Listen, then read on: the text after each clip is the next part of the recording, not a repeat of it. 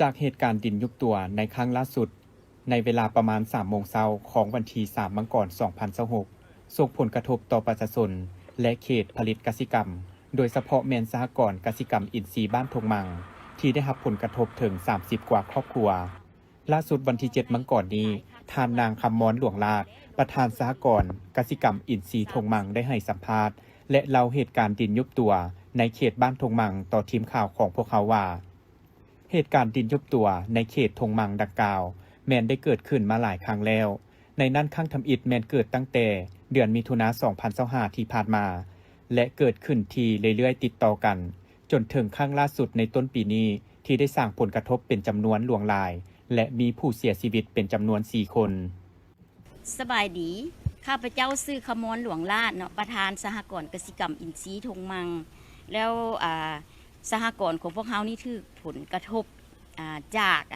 การดินยุบนี่จำนวน30 ปลายครอบครัว30 ปลายครอบครัวเบื้องแรกที่สภาพที่มันเป็นดินยุบมันตั้งแต่เดือน6 2025ลักษณะที่มันเป็นก็คือแห้งแล้วมันเป็นยุบเป็นบวกอยู่3 จุดที่1ก็อยู่ให้นาเนาะจุดที่1ก็อยู่ให้นาจุดที่2ก็คืออยู่ฟาร์มไก่เฮ็ดให้ฟาร์มไก่มันเงียงแล้วก็เฮือนหันมันเงียงเนาะแล้วทั้งภาคส่วนที่เกี่ยวข้องเขาเจ้าก็ไปเอาดินไปถมเนาะแล้วภาคส่วนที่อยู่ให้นาหั่นก็แม่นเขาเจ้าก็ว่ามันเป็นดินลูกดินบวกธรรมดาบ่มีใครสนใจเนาะแล้วมาจนฮอดเดือน9มาฮอดเดือน9แล้วมันมีให้นาของประชาชนกำลังใกล้สิเป็นตะเกียวเนาะละประชาชนมานาแล้วมาเห็นดินยุบดังแห้งๆแล้วเขาเจ้าก็เล่นเมื่อรายงานนายบ้านและนายบ้านก็ประกาศโทรโคงแล้วจังมีหลายภาคส่วนที่ฮู้จักเนาะหลายภาคส่วนที่ฮู้จักแล้วก็หลายภาคส่วนที่ลงมาแล้วจากภาคส่วนใดลงมาเฮาก็บ่ฮู้เนาะแล้วอีกต่อมาเดือน10นี่มาลงอีกมาลงอยู่จุดใกล้กันหั่นเนาะแต่ก็มันเฮ็ดให้เป็นดินเงียงมาแล้วเดือน11นี่หายแห้งที่สุดแล้วมันลงอยู่จุดปลายคลองเป็นขุมลึกอยู่นาเท่าหลองไซกับนาท่านอนุสักเฮ็ดให้กำแพงสวนล่มละลายไปเบิดเนาะตัวนี้แล้วมาจุดที่4ที่5นี่ก็คืออยู่นาของเท่าแดงเป็นบริเวณกว้างตัวนี้นะแล้วก็ตัวนี้ก็คือเห็นภาคส่วนท่านการนำลงมากวดกาเนาะแล้วก็ล่าสุดในคืนวันที่2นี่ก็เป็นจุดของนาเท่าคำพรนี่อยู่ในหั่นมันมี4คนที่นอนอยู่ในหั่นเลี้ยงงัวยุบลงในเวลา2 โมงป่ายเนาะพวกข้าพเจ้าหลังจากเขาเจ้ามีเสียงนาอยู่ใกล้หั่นเขาเจ้าไปเห็นแล้วเขาเจ้าแลนออกมาห้องเฝ้าระวังกันส่วนพวกข้าพเจ้าเข้าไปแล้วบ่เห็นอย่างแล้วมีแต่เสียงลั่นบึมอยู่หั่นเนาะอันนี้ละแม่นจุดที่เฮ็ดให้สมาชิกของสหกรณ์ของพวกข้าพเจ้าได้ถูกผลกระทบหลายที่สุดเนาะนะอันนี้แม่นจากนั้นมาหลังจากพวกเขาถูกผลกระทบในวันที่3มาแล้วมีทางหน่วยงานที่เกี่ยวข้องเนาะเขาเจ้าก็ได้มาบอก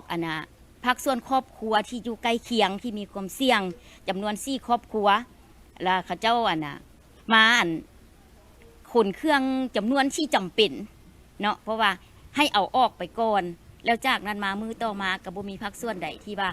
มาสอบถามของพวกเราเลยว่าชีวิตกันเป็นอยู่ง่ายไปนี่อยู่จังใดกินจังใดละสภาพเครื่องของพวกเจ้านี่อันใดเอาเบิดอันใดบ่เอาเบิดก็ยังบ่ทันมีภาคส่วนใดที่มาถามข้าวของพวกเรามีแต่มาบันทึกว่าเครื่องที่เอาไปนำบ่ได้มีเครื่องหัวของสวนไม่หยังหั่นเท่านั้นเนาะอันนี้เป็นสภาพที่มันเกิดขึ้นเฉพาะกับพวกเขานะแล้วก็จากนั้นพวกเขาก็อยากเสนอแหละเพราะว่าประชาชนทงมังแต่ก่อนก็เป็นอุดมสมบูรณ์ให้นาตากกะเนาะแล้วจากเพิ่นมาเฮ็ดบริษัทมานี่แล้วเป็นพวกเขามีผลกระทบหลายด้าน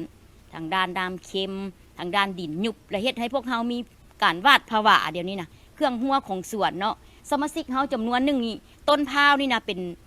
400-500 ต้นที่กำลังขายเนาะพวกเขานี่ก็เป็นของสหกรณ์ไว้นุ่มนี่คือเขาจะปลูกเห็ดนี่เห็ดก็เป็นตั้ง3-4-5 พันจำนวนหนึ่งก็7,000 ปลายทิมละลาเอาอย่างบ่ได้นี่นะอันนี้เขาก็อยากเสนอทางภาคส่วนที่เกี่ยวข้องสิเฮ็ดแนวใดเพราะว่าชีวิตการเป็นอยู่ของชาวเกษตรกรนี่ที่ว่าหาเช้ากินค่ำเนาะก็อยากให้เบิ่งพวกเฮาหั่นแหละเนาะเครื่องหัวของสวนก็ได้ขายซุมื้อนะอันนี้ก็อยากฝากไว้นะจ้ะ ในตอนท้ายของการสัมภาษณ์ทานนางคำมอนดวงลาดยังเสนอถึงหน่วยงานที่เกี่ยวข้องอยากให้เข้ามาติดตามใกล้ชิดติดแทนเนื่องจากว่าปัจจุบันประชาชนมีความกังวลต่อกับเหตุการณ์ที่เกิดขึ้นโดยเฉพาะแมนอยากให้มาเบิ่งแยงชีวิตการเป็นอยู่ของชาวเกษตรกรในเขตดังกล่าวเพื่อหาทิศทางแก้ไขอย่างเหมาะสมกองประชุมดังกล่าวได้จัดขึ้นในวันที่ 7 มังกร 2026ที่ห้องว่าการปกครองแขวงบ่อแก้วได้เมตตาเข้าร่วมเป็นประธานโดยพระอาจารย์ใหญ่อัญญธรรมคำเงินคำวงประธานที่ปรึกษาองค์การพุทธศาสนาสัมพันธ์ลาวแขวงบ่อแก้วพระอาจารย์วัสละคัตติยะประธานอพสแขวงบ่อแก้วพร้อมด้วยคณะอพสแขวงพระมหาเถระนุเถระและห้องการที่เกี่ยวข้องเข้าร่วมโดยปฏิบัติตามดำรัสนายกรัฐมนตรีว่าด้วยการหับฮ้องและประกาศใช้ธรรมนูญสงฆ์ลาวพ.ศ. 2565ผ่านข้อกำหนดกฎระเบียบขององค์การพุทธศาสนาสัมพันธ์ลาวข้อตกลงของเจ้าแขวงบ่อแก้วว่าด้วยการหับฮ้องและประกาศใช้สังฆบัญญัติเกี่ยวกับการจัดตั้งและการเคลื่อนไหวของอพสแขวงบ่อแก้วหมวดที่ 5 มาตรา21-23และมติกองประชุมใหญ่ผู้แทนพระสงฆ์ทั่วแขวงสมัยที่ 8 ข้างวันที่ 19 พฤศจิกายน 2025กองประชุมครบคณะอพสแขวงบ่อแก้วเพื่อเนใส่พันขยายศึกษาค้นคว้าหับฮู้เวียกงานอพสสังเกตตีราคาจุดดีพ้นเน้นจุดอ่อนของคงค้างสาเหตุและบทเรียนสำคัญที่ทดถอนได้และพันเอกสารเกี่ยวกับกองประชุมใหญ่ผู้แทนพระสงฆ์ทั่วแขวงสมัยที่ 8 อพสแขวงให้หับฮู้โดยทั่วถึงเพื่อเสริมขยายหมู่เสื้อพระพุทธศาสนาและเวียกงานอพสทุกคันให้แทดเหมาะกับสภาพการเปลี่ยนแปลงใหม่ของภาครัฐแต่ละระยะก็คือบรรดานิติกรรมที่เกี่ยวข้องในการมอบข้อตกลงประธานศูนย์กลางอพสให้แก่คณะอพสแขวงสมัยที่ 8 และได้รับฟังการประกอบคำเห็นของบรรดาทานภายในการเกี่ยวข้องและอพสแขวงกองประชุมดังกล่าวได้จัดขึ้นที่สโมสรของเมือง โดยการเป็นประธานของทานบุญศรีทองสวัยประธานคณะกรรมการปกครองเมือง หัวหน้าคณะซี่น้ำการเดินสำรวจขันเมือง มีบรรดาคณะรับผิดชอบการสำรวจขันเมือง นักกฎการและนักเดินสำรวจเข้าร่วมกองประชุมคณะรับผิดชอบได้ผ่านบทสรุปของการจัดตั้งปฏิบัติการสำรวจพลเมืองและที่อยู่อาศัยครั้งที่ 5 ปี 2025ซึ่งเห็นว่าเมืองผาอุดมมีทั้งหมด 66 บ้าน ได้สำรวจ 65 บ้าน ส่วน 1 บ้านคือ บ้านเพียงเทิงแมนขึ้นเขตของเมืองปากแบงจัดตั้งปฏิบัติสำหรับนักเดินสำรวจและนักกฎการรวมทั้งหมด 54 สหาย ในนั้นลงตัวจริงนักเดินสำรวจ 39 สหาย หญิง 4 สหาย นักกฎการ 10 สหาย โดยปฏิบัติตามแผนดำเนินงานต่อกับการสำรวจพลเมืองและที่อยู่อาศัยมาฮอดปัจจุบันเมืองผาอุดมสามารถจัดตั้งปฏิบัติเก็บกำข้อมูลนับแต่วันที่ 3 พฤศจิกายน หาวันที่ 14 ธันวาคม 2025ได้สำเร็จในการสัมภาษณ์อยู่ภาคสนามได้ห้อยชนห้อยและสามารถสังรวมได้ในนี้จำนวนที่อยู่อาศัยคาดคะเนถึงจดนับทั้งหมดของเมืองนี้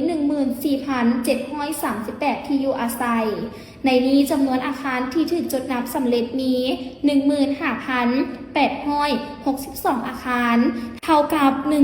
107.63 ส่วนห้อยจำนวนที่อยู่อาศัยที่จดนับสำเร็จมี 8,682 ที่อยู่อาศัยเท่ากับ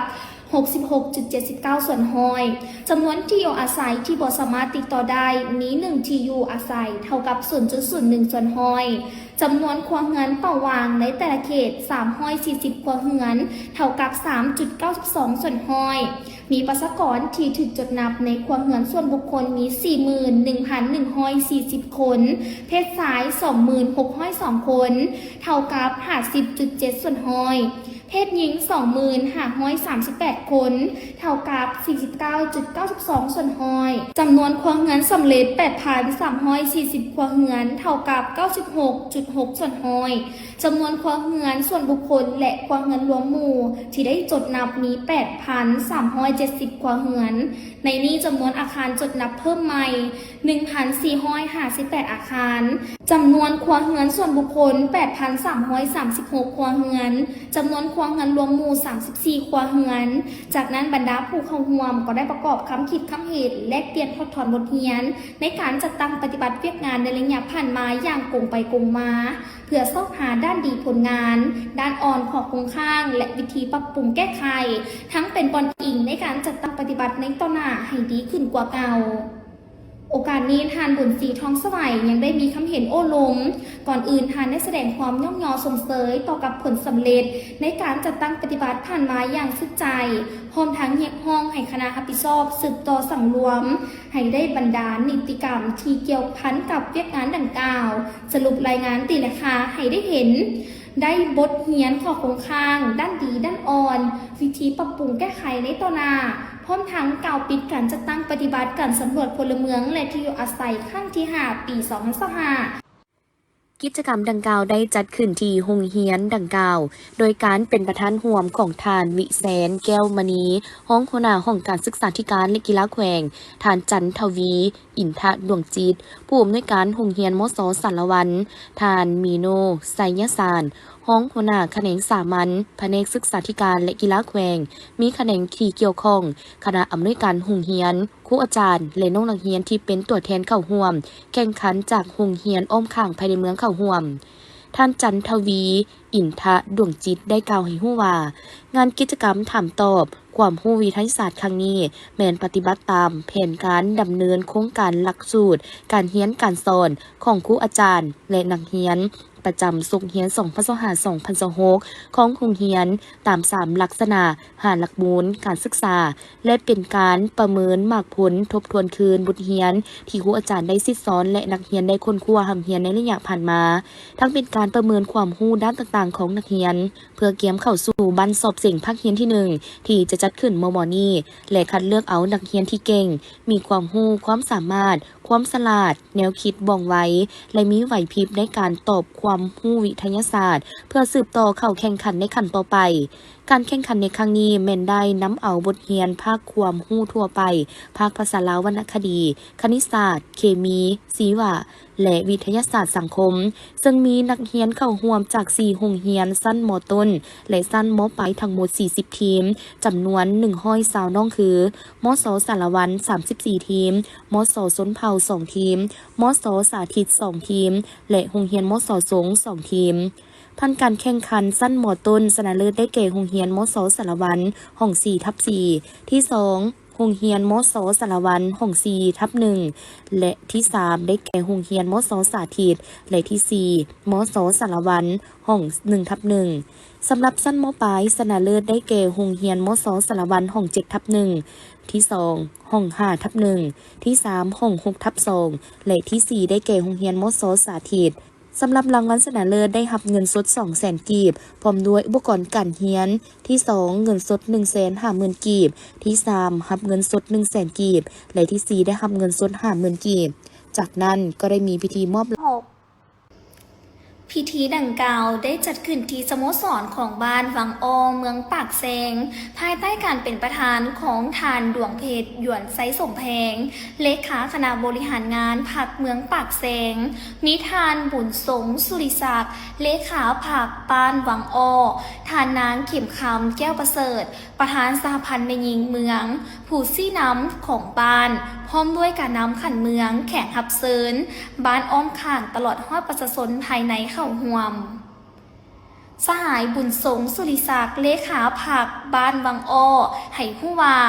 บ้านวังอ้อมี76ครอบครัวพลเมือง374คนหญิง163คนโดยตีราคาให้ผลสำเร็จของการจัดตั้งปฏิบัติบรรดาแผนการคาดหมายสู่สนที่ได้วางไว้ใน1ปีผ่านมาและวางทิศทางแผนการใน1ปีต่อหน้า ซึ่งเผ่ากึมมุแมนเผ่าหนึ่งที่นอนอยู่ในวงคณะญาติแห่งซาดลาวเคยมีมูลเสื้อดุมันขยันเพียรมีความองอาจกล้าหาญมีความสามัคคีป่องดองช่วยเหลือซึ่งกันและกันประชาชนเผ่ากึมมุได้มีโอกาสเฮ็ดบุญประเพณีของตนเองปีละเทื่อภายหลังเก็บกู้ผลผลิตฤดูฝนสำเร็จซึ่งเอิ้นว่าบุญเกลอะตามฮิตของประเพณีแล้วแต่ละปีจะได้จัดบุญเกลอะอยู่ในระยะกลางเดือนเจียงหาเดือนงีซึ่งเป็นการส่งท้ายปีเก่าและต้อนรับปีใหม่แต่ละครอบครัวก็จะได้นำเอาผลผลิตและสัตว์เลี้ยงของตนมาแต่งเป็นอาหารเพื่อเลี้ยงผีและสิ่งศักดิ์สิทธิ์ที่ตนเองเชื่อถือบาสีสู่ขวัญให้สมาชิกในครอบครัวเพื่อรับโชคไซปีใหม่จากนั้นก็ได้มีการม่วนซื่นตามฮิตของประเพณีเป็นต้นแมนเป่าปีเป่าแขนเจิมและอื่นๆประเภทเครื่องดื่มที่เป็นเอกลักษณ์ของเผ่าแมนเหล่าไฮที่ได้สืบทอดกันมาแต่โบราณกาลในโอกาสนี้บรรดาผู้เข้าร่วมงานดังกล่าวก็ได้ร่วมงานตามฮิตของประเพณีของเผ่ากึมมุพร้อมทั้งบาดสีสู่ขวัญเพื่อรับโชครับไซปีใหม่และรับชมการแสดงศิลปะวรรณคดีที่เป็นเอกลักษณ์ของเผ่าและครบงานอย่างเบิกบานม่วนซื่นเพื่อเป็นการปกปักรักษาฮิตของประเพณีอันดีงามของเผ่าให้มีความยืนยงตลอดไปรูปกว่ากีบ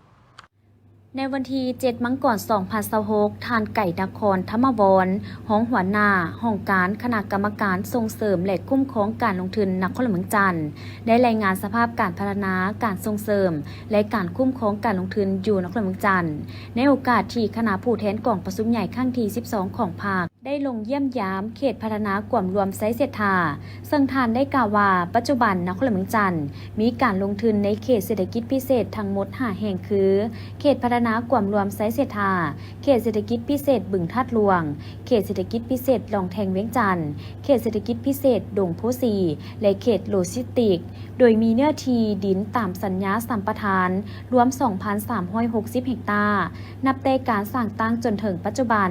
เขตเศรษฐกิจพิเศษทั้ง5แห่งสามารถดึงดูดการลงทุนจากภายในและต่างประเทศได้ทั้งหมด300บริษัทในนั้นบริษัทต่างประเทศ229บริษัทบริษัทภายใน46บริษัทและบริษัทร่วมลงทุนภายในต่างประเทศ25บริษัทการลงทุนดังกล่าวประกอบมีแขนงอุตสาหกรรม85บริษัทแขนงการค้า99บริษัทและแขนงบริการ116บริษัทมีทุนรวมทั้งหมด 6.7 ตื้อกว่าดอลลาร์สหรัฐและทุนจดทะเบียน 1.2 ตื้อกว่าดอลลาร์พร้อมกันนั้นเขตเศรษฐกิจพิเศษสามารถปฏิบัติพันธะเข้างบประมาณของรัฐได้573ตื้อกว่ากีบมีแรงงาน 11,232 คนในนั้นแรงงานลาว 7,953 คนและแรงงานต่างประเทศ 3,279 คนนอกนั้นยังสามารถส่งออกสินค้ามูลค่า 1.4 ตื้อกว่าดอลลาร์เซนเครื่องอิเล็กทรอนิกส์เครื่องนุ่งห่มเครื่องอุปกรณ์การแพทย์ผลิตภัณฑ์ยาอุปกรณ์ไฟฟ้าหัวอาหารสัตว์อาหารสำเร็จรูปเครื่องดื่มและอื่นๆนอกจากการลงทุนในเขตเศรษฐกิจพิเศษยังมีการลงทุนในแขนงสัมปทานและบัญชีควบคุม396โครงการโดยได้เซ็นสัญญาสัมปทาน42โครงการมูลค่าถึงกว่า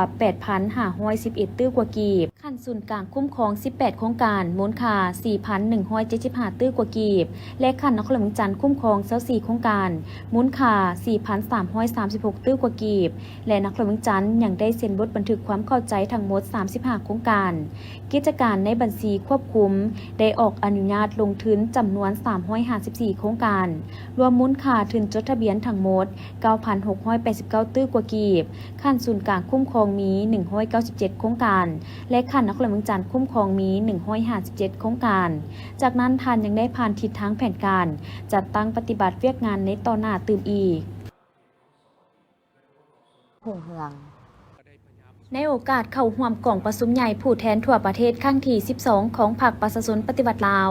ท่านไมทองธรรมวงศารองเลขาคณะบริหารงานพรรครองรัฐมนตรีกระทรวงการต่างประเทศได้ให้สัมภาษณ์ต่อสื่อมวลชนในวันที่6 มังกรนี้ว่าตลอดระยะผ่านมาแขนงการต่างประเทศได้จัดตั้งปฏิบัตินโยบายการต่างประเทศแห่งสันติภาพเอกราชมิตรภาพและการร่วมมือถึงแม้ว่าสภาพการสากลในปัจจุบันจะมีความซับซ้อน นและผันเปอย่างไววา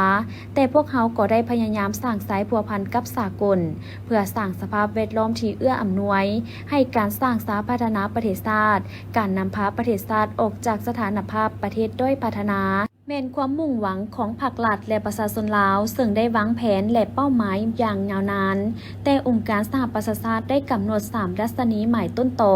ในการบัดแทกคือรายรับแห่งชาติดัชนีทรัพย์สินมนุษย์ความอ่อนไหวทางด้านเศรษฐกิจและสิ่งแวดล้อมผ่านผลการประเมินของสาธารณรัฐประชาธิปไตยประชาชนลาวในปี 2018 ผ่านได้2ดัชนีใหม่ปี 2021 ผ่านได้ทั้ง3ดัชนีใหม่ปี 2024 สามารถบรรลุได้ทั้ง3คาดหมายอย่างต่อเนื่องดังนั้นในปี 2026 องค์การสหประชาชาติจะประกาศให้สาธารณรัฐประชาธิปไตยประชาชนลาว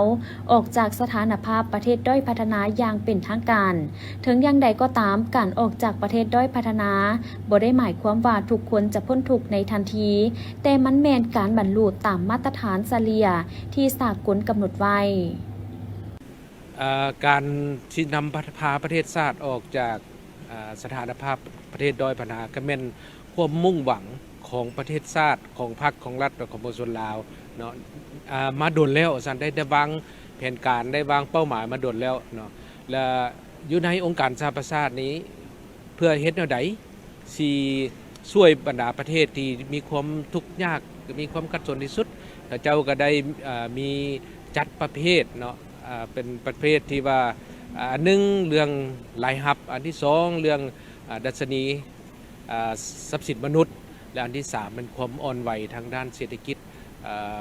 และก็ธรรมชาติเนาะซึ่งใน3ดัชนีอันนี้พวกเขาก็ได้พยายามสู้สนแล้วกับสปปลาวนี่ก็ได้ผ่านการทบทวนมา3รอบเนาะครั้งที่1ก็เป็น2018ซึ่งว่าพวกเขาสามารถผ่านได้อยู่2ดัชนีหมายและ2021พวกเขาก็ผ่านทั้ง3และพอ2024ก็แม่นพวกเขาก็สามารถผ่านบรรลุได้ทั้ง3คาดหมายหั่นเนาะฉะนั้นการผ่านทั้ง3คาดหมายบ่ว่าจะเป็นทางด้านรายรับต่อเฉลี่ยต่อหัวคนบ่ว่าจะเป็นการพัฒนาทางด้านทรัพย์สินมนุษย์หรือว่าความบอบบางทางด้านเศรษฐกิจและก็สิ่งแวดล้อมนี้อันนี้พวกเขาสามารถผ่านได้และในปี 2026 นี่เนาะพวกเขาก็จะเป็นองค์การสหประชาชาติก็จะประกาศสปปลาวนี้ออกจากสถานภาพประเทศโดยพัฒนาและพวกเขาก็ได้มียุทธศาสตร์ระยะข้ามผ่านเพื่อความลงเรียนในการออกจากสถานภาพโดยพัฒนาแบบลงเรียนนี้เนาะฉะนั้นก็สิได้เรียกร้องให้องค์การจัดตั้งสากลระบบคัญญาสากลในการช่วยสปปลาวในการข้ามผ่านออกจากสถานภาพโดยพัฒนาในอย่างลงเรียนแต่ในนี้หันบ่ได้หมายความว่าพวกเขาออกจากสถานภาพโดยพัฒนาแล้วทุกคนจะพ้นทุกข์เนาะบ่มีพ้นทุกข์อยู่ในประเทศเฮาบ่แม่นเนี่ยคือแนวนั้นอันนี้มันแม่นเป็นการเขาเอิ้นว่าแบบคิดไล่แบบเฉลี่ยแล้วพวกเขาก็เห็นเนาะอยู่ในประเทศที่พัฒนาแล้วก็ยังมีบางคนมีคนจำนวนหลายที่บ่มีเงินอยู่นำต้องท่องถนนกันหลายฉะนั้นอันนี้ก็แม่นสิ่งที่พวกเขาจะต้องให้เข้าใจนำกันว่าออกจากประเทศด้วยพัฒนาบ่แม่นว่าทุกคนบ่ทุกแต่โดยเฉลี่ยแล้วพวกเขาสามารถบรรลุตามมาตรฐานเงื่อนไขที่องค์การสหประชาชาติได้กำหนดไว้ว่าประเทศด้อยพัฒนามาเป็นขึ้นได้เนาะฉะนั้นก็หวังว่าประชาชนพวกเขาจะมีความเข้าใจในด้านนี้เนาะฉะนั้นอันนี้แต่ว่าการออกจากประเทศด้อยพัฒนาได้นี่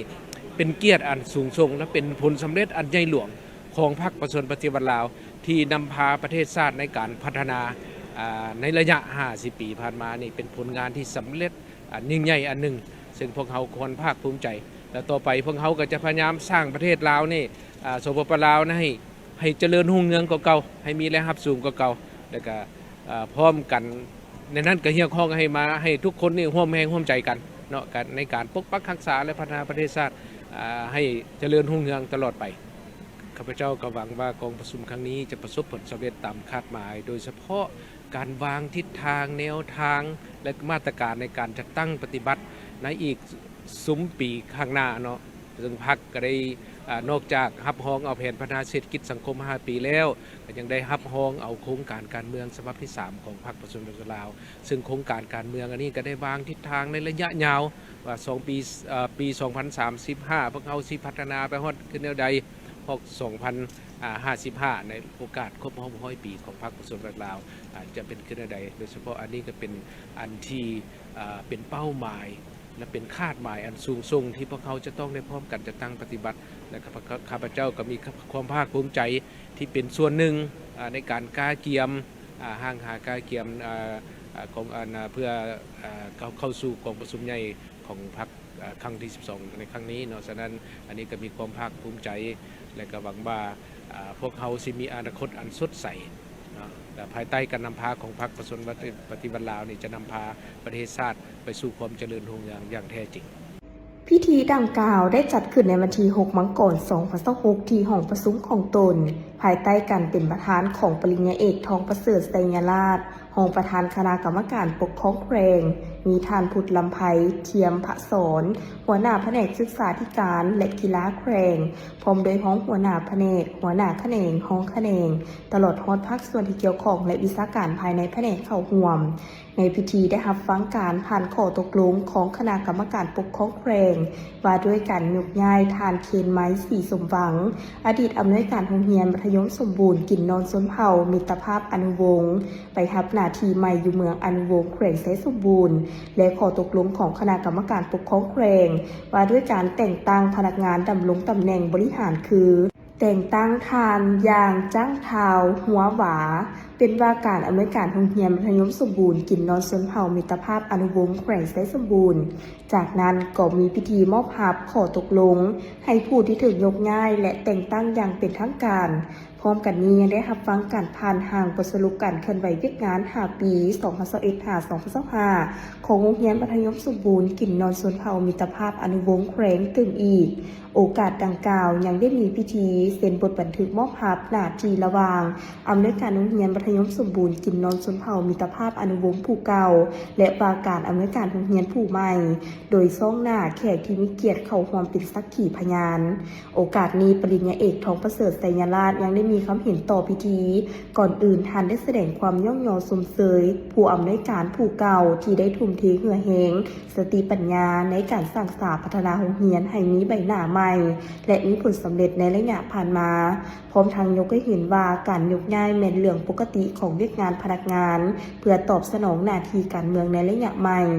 นอกนี้ยังได้เน้นหนักให้ผู้ที่ถูกแต่งตั้งใหม่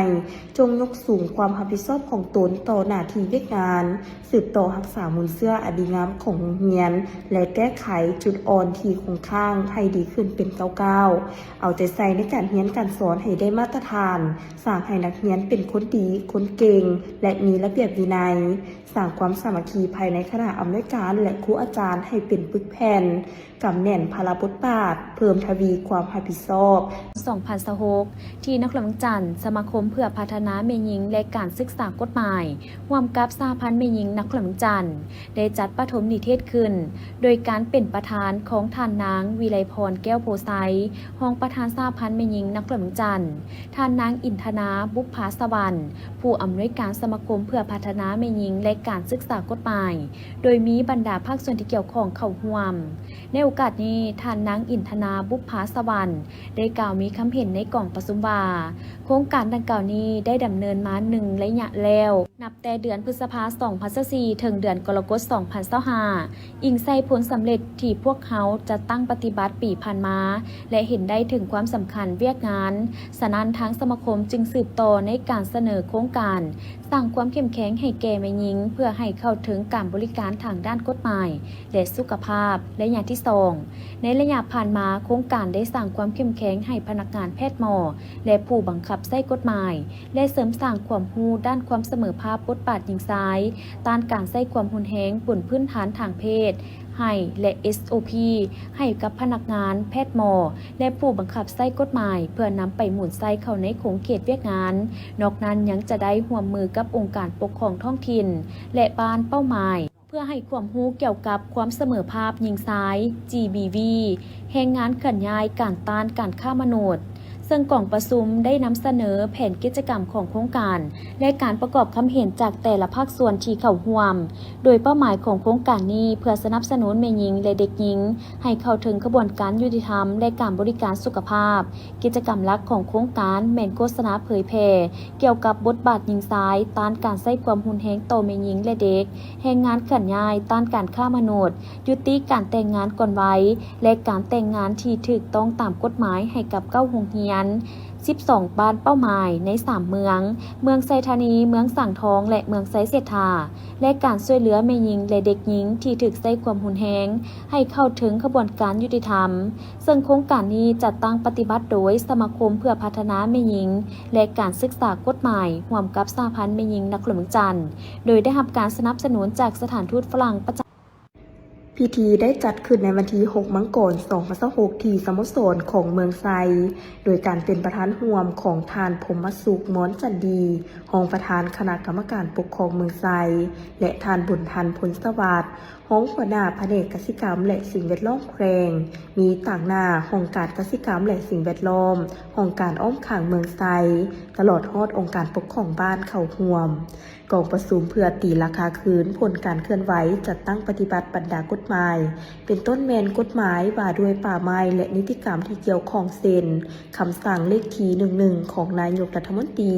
ข้อตกลงของทานเจ้าแขวงว่าด้วยการเพิ่มทวีความเข้มงวดในการคุ้มครองปกปักรักษาและนำไส้ป่าไม้ที่ดินป่าไม้ต้านและสกัดกั้นการบุกรุกทำลายป่าไม้ที่ดินป่าไม้และไฟไหม้ล้ำป่าคำแนะนำของแผนกกสิกรรมและป่าไม้โดยยกให้เห็นผลสำเร็จและบางปัญหาที่ยังคงค้างพร้อมกันถอดถอนบทเรียนและเปลี่ยนความคิดเห็นซึ่งกันและกันในการสืบโตเคลื่อนไหวจัดตั้งปฏิบัติในปี 2026 ให้มีประสิทธิภาพในระยะ1 ปีผ่านมาคณะรับผิดชอบทุกขั้นได้เอาใจใส่และจัดตั้งปฏิบัติหน้าที่ของตนทั้งการเผยแพร่นิติกรรมให้แก่ประชาชนการติดตามกวดกาและสกัดกั้นการบุกรุกป่าไม้และไฟไหม้ล้ำป่าเขตป่าสงวนแห่งชาติสามารถเก็บกำข้อมูลเกี่ยวกับผู้ละเมิดกฎหมายและนิติกรรมทั้งหมด182 กรณีในนี้บุกรุกถังป่า178 กรณีแก้ไขแล้ว56 กรณีเนื้อที่ป่าไม้ถูกบุกรุก27 บ้านกว่า174 กว่าเฮกตาร์ในนี้เนื้อที่ดินในเขตป่าสงวน92 เฮกตาร์ป่าป้องกัน56 เฮกตาร์และป่าผลิตจำนวนหนึ่งเกิดมีไฟไหม้ล้ำป่าจำนวน7 บ้าน10 จุดกว่าเนื้อที่58 กว่าเฮกตาร์ในนี้มีป่าสงวน44 เฮกตาร์และป่าป้องกัน13 เฮกตาร์กองประชุมยังได้เผยแพร่บางนิติกรรมและบางมาตราของกฎหมายว่าด้วยป่าไม้เพิ่มเติมเพื่อเน้นหนักให้ทุกภาคส่วนทั้งการแขวงเมืองและบ้านทับผู้เข้าใจอย่างละเอียดลึกซึ้งพร้อมกันนั้นจะตั้งปฏิบัติบรรดากฎหมายและนิติกรรมดังกล่าวให้เข้มงวดกองประชุมดังกล่าวได้จัดขึ้นในวันที่5 มังกร 2026 ที่ห้องประชุมใหญ่ของเมืองโดยการเข้าร่วมเป็นประธานของทานสมใจแก้วสุวรรณเลขาพรรคเมืองมีบรรดาคณะประจำพรรคเมืองกรรมการพรรคเมืองหัวหน้าองค์การกำลังบกสพนักงานจากของเขตศึกษาธิการและกีฬาเมืองพร้อมด้วยนักธุรกิจผู้ประกอบการภายในเมืองเข้าร่วมโดยอิงตามข้อตกลงของทานเจ้าแขวงบริคำไซว่าด้วยการอนุมัติให้เมืองบริคันเป็นเจ้าภาพจัดงานมหกรรมกีฬาศิลปะนักเรียนมัธยมศึกษาทั่วแขวงบริคำไซครั้งที่ 7ซึ่งจะได้จัดขึ้นในระยะท้ายเดือนนี้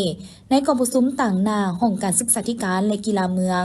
ได้ให้เกียรติขึ้นผ่านข้อตกลงของทานประธานคณะกรรมการปกครองเมืองว่าด้วยการแต่งตั้งคณะนำครูฝึกนักกีฬาศิลปะและก้อนกำลังเพื่อหับไส้เข้าในเวียกงานดังกล่าวให้ได้ตามระดับขั้นหมายมาฮอดปัจจุบันการห่างหากะเกียมความพร้อมทางด้านต่างๆเช่นปรับปรุงสนามกีฬาการแข่งขันแต่ละประเภทที่พักเซาของครูฝึกและนักกีฬามาฮอดปัจจุบันแมนมีความพร้อมถึง90 กว่าส่วนห้อยแล้วสหายเล็กไหลศรีวิไลกรรมการศูนย์กลางภาครัฐมนตรีกระทรวงโยธาธิการและขนส่งได้ให้สัมภาษณ์เกี่ยวกับผลสำเร็จของเวียกงานรถไฟลาวจีนตลอดระยะ4 ปีผ่านมาว่า นับแต่มือเปิดนำไส้รถไฟลาวจีนในวันที่ 3 ธันวาคม 2021 มาฮอดปัจจุบันเห็นว่ามีผลสำเร็จที่พ้นเด่นหลายด้านเช่นการเปลี่ยนแปลงยุทธศาสตร์เปลี่ยนจากประเทศที่บ่มีทางออกสู่ทะเลมาเป็นประเทศเสื่อมจอดเสื่อมโยงอย่างเป็นทางการซึ่งเป็นประวัติศาสตร์หน้าใหม่ของสาธารณรัฐประชาธิปไตยปาสุลาวและประเทศลาวเป็นประเทศที่มีรถไฟความไวสูงก่อนหมู่ในบรรดาประเทศอาเซียนที่เสื่อมต่อกับสาธารณรัฐประชาชนจีนอันพ้นเด่นที่ยั่งยืนจัดแจงสามารถดึงดูดนักท่องเที่ยวเข้ามาสาธารณรัฐประชาธิปไตยปาสุลาวได้ทั้งหมด 12.5 ล้านคนสร้างรายรับเงินตราต่างประเทศได้ 2.6 ตื้อดอลลาร์ซึ่งเห็นว่าระยะเปิดรถไฟลาวจีนนี้นับแต่วันที่ 3 ธันวาคม ปี 2021 มาฮอดปีนี้ก็ครบรอบ 4 ปีพอดี 4 ปีเต็มเห็นว่าในระยะเปิดทวิตก็เป็นการเปิดสังกัดใหม่จากประเทศที่แลนด์ล็อกเป็นประเทศแลนด์ลิงมีทางออกเชื่อมโยงเชื่อมจอดอย่างเป็นทางการเป็นประวัติศาสตร์หน้าใหม่ของสปป.ลาวหลายประเทศอาเซียนก็อิจฉาว่าเฮานี่มีรถไฟความไวสูงก่อนหมู่ในบรรดาประเทศอาเซียนแต่เชื่อมจอดกับสปป.จีนอีกอันนี้เป็นอันผลเด่นของพวกเฮาซึ่งอันผลเด่นที่ยั่งยืนเนี่ยจ้าแจ้งแม่นสามารถกระตุกสูงอยู่ดึงดูดนักท่องเที่ยวเข้ามาเที่ยวสปป.ลาวเฮาได้ทั้งหมดอยู่12.5 ล้านคน 12.5 ล้านคนแต่เป็นส่วนหนึ่งเสริมประกอบส่วนสร้างเลยครับให้แกดึงดูดเงินตราต่างประเทศได้ 2.6 ตื้อดอลลาร์อันนี้เป็นนักท่องเที่ยวสากลสามารถประคับประคองแก้ปัญหาแก้ไขเศรษฐกิจโดยเฉพาะปัญหาความยุ่งยากทางด้านเศรษฐกิจการเงินเป็นเฮาก็สามารถผ่านพาไปโดยดีอันผลเด่นอีกอันนึงก็เป็นกระบวนการขนส่งที่พวกเฮาผ่านมาขนส่งผ่านหลายขอนหลายขันหลังจากมีรถไฟครับกระบวนการขนส่งสินค้าขนส่งโดยสารก็มีบรรยากาศฟุดฟูโดยเฉพาะขนส่งเฉพาะพอเส้นทางรถไฟลาวจีนเวียงจันทน์คุนหมิงมัน1,000 กว่ากิโลเมตรเฉพาะอยู่ลาวมี422 กิโลเมตรใน422 กิโลเมตรนี่ขนส่งผู้โดยสารมาฮอด4 ปีมาได้12 ล้านคนขนส่งสินค้าได้16 ล้านตันต่อมาฮอดปัจจุบันและในแนวทางเวียงจันทน์คุนหมิงนี่ขนส่งผู้โดยสารได้62 ล้านคนเนาะแล้วขนส่งสินค้าได้72 ล้านตันพอมันอยู่แล้วเดียวกันเด้อยู่เบื้องจีนนะเส้นทางของซื้อแบบมัน1,000 กิโลเมตรเวียงจันทน์คุนหมิงนี่นะสามารถบริการผู้โดยสารสินค้าผลเด่นให้ซื้อเฮาเข้าใจที่ว่าเอาไปยังเฮาว่าอยู่ลาวเฉพาะ400 กิโลนี่แม่นเท่าไหร่12 ล้านคนเนาะแล้วก็ขนส่งสินค้าได้16 ล้านตันในระยะ4 ปีผ่านมาแต่เชื่อมโยงอยู่แล้วรวมนี่1,000 กิโลเมตรที่ว่าผู้โดยสารนี่62 ล้านคนสินค้า72 ล้านตันอยู่ในแล้วเดียวกันนี่เนาะอันผลเด่นสำหรับรถไฟลาวจีนนี้ สำหรับทิศทางแผนการใน5 ปีต่อหน้าจะสุกยู่ส่งเสริมการท่องเที่ยวและดึงดูดนักท่องเที่ยวสากลเข้ามาเที่ยวลาวให้ได้22 ล้านคนคาดคะเน